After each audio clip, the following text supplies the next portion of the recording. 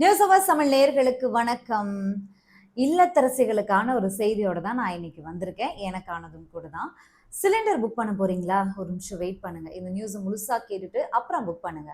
அதாவது பாரத், இண்டேன், இந்துஸ்தான் அப்படிங்கிற இந்த சமையல் எரிவாயு நிறுவனங்கள் ரூல்ஸ் அண்ட் ரெஸ்ட்ரிக்ஷன்ஸ ரொம்ப ஸ்ட்ரிக்ட் பண்ணியிருக்காங்க. பக்கத்து வீட்ல வந்து ஏதோ ஒரு ஃபங்ஷன்.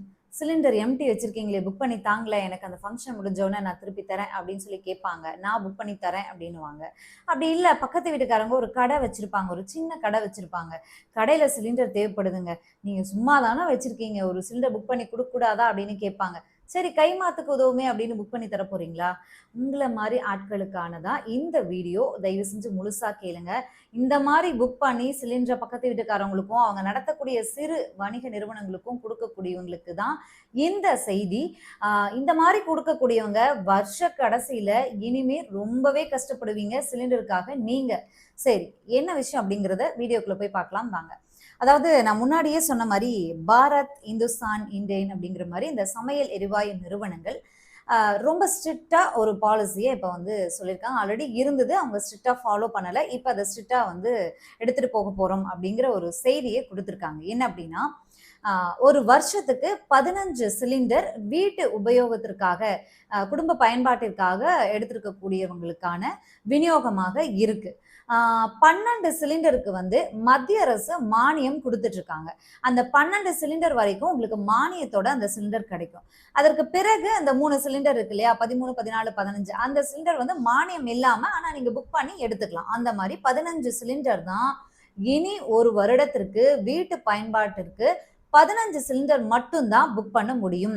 நீங்க 15 சிலிண்டரை தாண்டிட்டா, 15 சிலிண்டர் ஆல்ரெடி புக் பண்ணிட்டீங்க, டிசம்பர் மாசத்துல போய் நீங்க ஒரு சிலிண்டர் புக் பண்றீங்க, உங்களுக்கு ஒரு குறுஞ்செய்தி வரும். என்ன அப்படின்னா, தயவு செஞ்சு மன்னிச்சிடுங்க வாடிக்கையாளரே, உங்க புக்கிங் ஏற்றுக்கொள்ள மாட்டாது.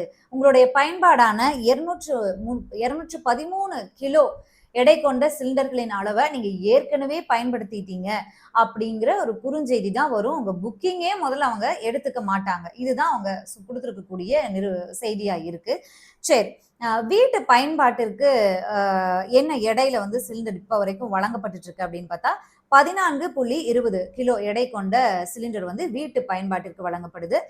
வணிக பயன்பாட்டிற்கு 19 கிலோ எடை கொண்ட சிலிண்டர் வந்து பயன்படுது. இது வரைக்கும் நம்ம இல்லத்தரசிகள், நான் உட்பட நம்ம எல்லாம் எப்படி சிலிண்டர் யூஸ் பண்ணிட்டு இருக்கோம் அப்படின்னா, அப்படியே மானவாரியா யூஸ் பண்ணுவோம். அதாவது சிக்கனமா யூஸ் பண்றவங்களும் இருக்காங்க, சிக்கனத்தை தாண்டி யூஸ் பண்றவங்களும் இருக்காங்க. சிக்கனத்தை தாண்டி அப்படிங்கும்போது நம்ம கேஸை பார்த்து வச்சுட்டு சும்மா உட்காந்துட்டு போறோமா, அப்படியெல்லாம் கிடையாது.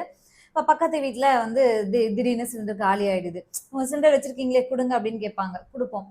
இதெல்லாம் ரொம்ப அத்தியாவசியமா கொடுக்கும்போது தவறு இல்லை. ஆனா பக்கத்து வீட்டில் ஒரு கல்யாணம், ஒரு காது குத்து அந்த மாதிரி வரும்போது அவங்க வீட்ல ரொம்ப பிராக்டிக்கலா எல்லார் வீட்லயும் நடக்கக்கூடிய விஷயத்த தான் நான் சொல்றேன். அவங்க வீட்ல கூட்டம் வருவாங்க இல்லையா, அப்ப சிலிண்டர் பத்தாது அப்படின்னு சொல்லிட்டு எக்ஸ்ட்ரா ஒரு சிலிண்டர் ஃபங்க்ஷன் முடியிற வரைக்கும் நான் கைமாத்தா யூஸ் பண்ணிக்கிறேன், உங்க சிலிண்டரை புக் பண்ணி கொஞ்சம் கொடுங்களேன் அப்படின்னு கேட்பாங்க. நம்மளும் நம்ம பக்கத்து வீடு தானே அப்படின்னு ஒரு கைமாத்து கிடைக்குது அப்படின்னு சொல்லி என்ன பண்ணுவோம் அப்படின்னா, ரவுண்டா 1000 ரூபாய் வாங்கிட்டு இந்த மாதிரி சிலிண்டரை கொடுக்கறதெல்லாம் வந்து நம்ம அம்மாமார்களே இல்ல பலர் பண்ணக்கூடியதை நேரடியா நாங்க பார்த்திருக்கோம், அனுபவப்பட்டிருக்கோம் இல்லையா.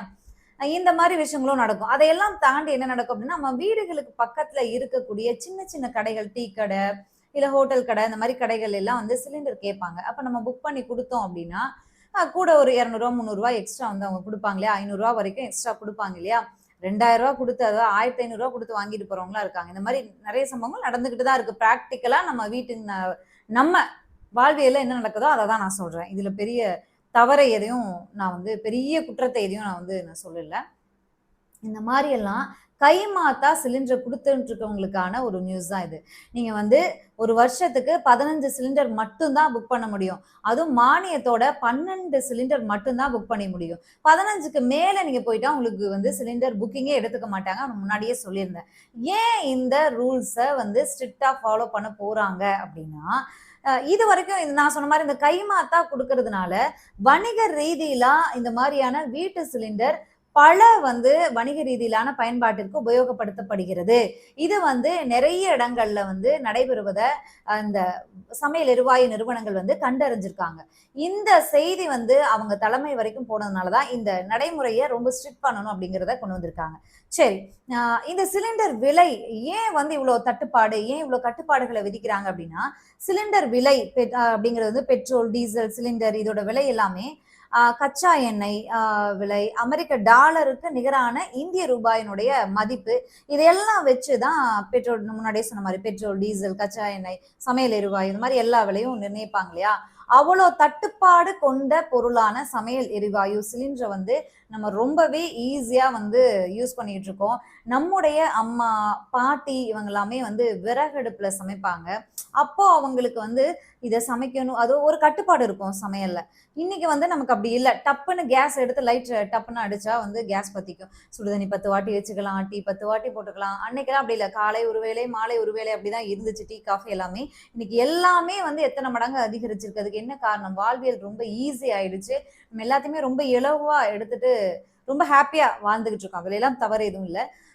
இந்த விஷயங்களால தான் இந்த வணிக பயன்பாட்டிற்கு வீட்டு சிலிண்டர் சமையல் எரிவாயு அதிகம் புழக்கப்படுகிறது, அதிகம் பகிரப்படுகிறது, பயன்படுத்தப்படுகிறது அப்படிங்கிற குற்றச்சாட்டின் அடிப்படையில தான் இந்த நடவடிக்கையை எடுத்திருக்காங்க. சோ இனிமே வீட்டு சிலிண்டர் அப்படிங்கிறது வருஷத்துக்கு 15 தான். மானியத்தோட 12 தான். அதனால இத பார்த்து தான் யூஸ் பண்ணணும். தேவைக்கு அதிகமாக ரொம்ப இந்த இரவல் குடுக்கறதெல்லாம் வச்சுக்கிட்டு இருந்தா, வருஷ கடைசியில உங்க தேவைக்கே நீங்க வந்து சிரமப்படுவீங்க அப்படிங்கிற ஒரு செய்தி வந்திருக்கு. ஸ்ட்ரிக்ட்டா அத ஃபாலோ பண்ண போறாங்க. 15 சிலிண்டர் புக் பண்ணிட்டீங்க அப்படின்னா, 16வது சிலிண்டர் உங்க புக்கிங்கே எடுத்துக்க மாட்டாங்க. அப்படி அத மீறி உங்களுடைய பயன்பாடு அதிகமாயிருச்சு. உங்களுடைய வீட்ல இருக்கக்கூடிய குடும்ப உறுப்பினர்களின் எண்ணிக்கை அதிகம். அதனால எங்களுக்கு வந்து இந்த மாரியான சிலிண்டர் வந்து அதிகமா நாங்க யூஸ் பண்ணிட்டோம். யூஸ் ஆயிடுச்சு. எங்களுக்கு அத்தியாவசியமா எங்க குடும்ப அ தேவைக்கு தான் சிலிண்டர் தேவ. 15 சிலிண்டர் முன்னாடியே முடிஞ்சிருச்சு. இன்னொரு சிலிண்டர் எங்களுக்கு தேவ அப்படின்னு நீங்க டிசம்பர் மாசம் எண்டுல வருஷ கடைசியில போய் கேட்கிறீங்க அப்படிங்கும்போது, ஆ அதுக்கான காரணத்த, உரிய காரணத்த கடிதமாக எழுதி சிலிண்டர் நிறுவனத்திடம் நீங்க சமர்ப்பிக்கணும். அப்படி சமர்ப்பிச்சு அந்த காரணத்த அவங்க ஏற்றுக்கொண்டால் தான் உங்களுக்கு சிலிண்டர் குடுப்பாங்க. அதாவது 16வது சிலிண்டர உங்களுக்கு குடுப்பாங்க.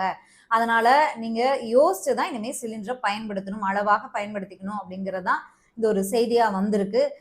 நம்ம வந்து திடீர்னு சில நேரங்கள்ல சிலிண்டர் புக் பண்ணிட்டு உடனே நெக்ஸ்ட் டேவே கொண்டு வந்துருவாங்க. சில நேரங்கள்ல புக் பண்ணி 4, 5 நாட்கள் ஆகும். அது தட்டுப்பாடின் அடிப்படையில் வரும். இனிமே வந்து நம்ம யூசேஜின் அடிப்படையில தான் தட்டுப்பாடு வரப்போகுது. நமக்கான தட்டுப்பாடு அப்படிங்கிறத தெரிஞ்சிருக்கும் இந்த செய்தியின் வாயிலாக. இல்லத்தரசிகளுக்கான ஒரு நியூஸ் இது. மீண்டும் இன்னொரு செய்தியோடு சந்திக்கலாம். நன்றி, வணக்கம்.